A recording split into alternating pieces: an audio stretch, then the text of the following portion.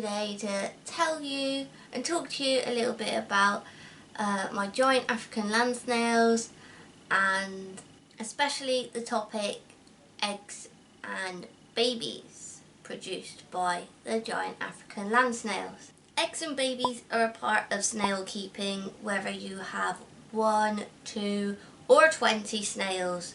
Snails can produce eggs on their own, and as a snail keeper it's our responsibility to do the best for our snails.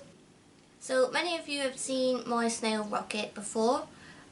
He is not the only snail I keep. Other people didn't realise that I do have other snails, and these are my other snails that I have. These are siblings. I got them all together from 2 of my friends, Michaela and Perry. And this morning, while maintaining the tank that the snails are in, I found in one corner a small clutch of eggs. There was around 50 eggs, and I will have to go through a process that I do not enjoy, but has to be done. And today I will be crushing the eggs and feeding them back to the snails. And you can also feed any eggs or baby snails onto other animals. I think large fish, hedgehogs, and like blue-tongued skinks and stuff, they will eat them. So if you have them yourself, if you have those animals yourself, you could feed them on. So today what I'm doing, like I said, we'll be crushing the snails. This is my way of doing it. I do it so that I can see that I've got them all. They're all contained, and yeah, there's probably many other methods of doing it. I've seen people crush them with the back of a spoon, but I'm going to show you what I did today, just so you can see for the future. If you are a snail keeper yourself, then maybe this is a method you could use. I definitely find crushing eggs a lot easier than crushing any baby snails. So here we go. So I thought I'd show you very quickly. This is snail eggs from my giant African land snail. I will be crushing these eggs today, and I thought I'd show you how. I find it a lot easier to catch the batch of eggs while they're still in the egg stage, as when they hatch it can be quite difficult to crush any babies. So they're all in this container. You might be able to hear if I pick them up. If I drop them, they're quite hard. Not too hard that it's difficult to crush. So what I do is I have 2 containers. These are McDonald's dip pots, and one fits very tightly inside the other. So I put the eggs in one, as I have already done,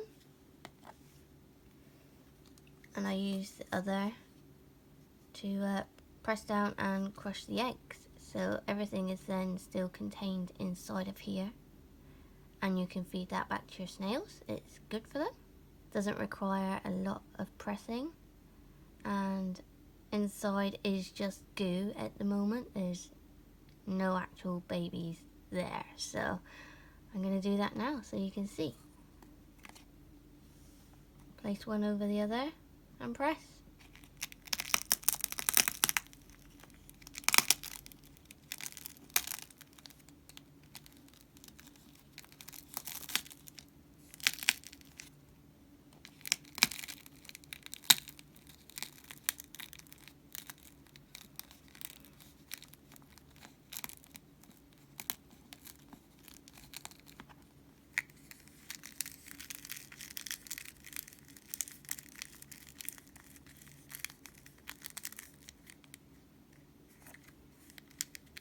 And I feel like that should be all of them done.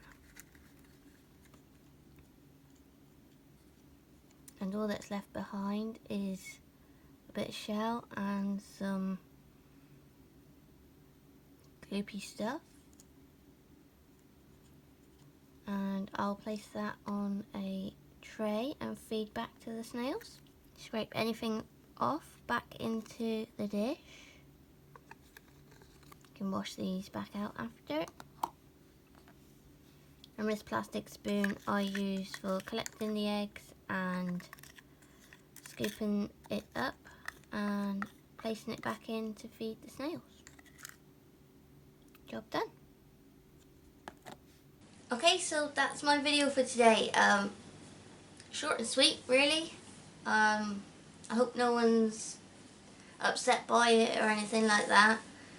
Like I said, it is part of snail keeping, so it has to be done, and I thought I'd share it because when I first got snails I knew exactly that this would come along at some point, and I didn't know how I was going to go about it, and that's how I've chosen to do it. So if you're a snail keeper yourself, please let me know how you manage the situation.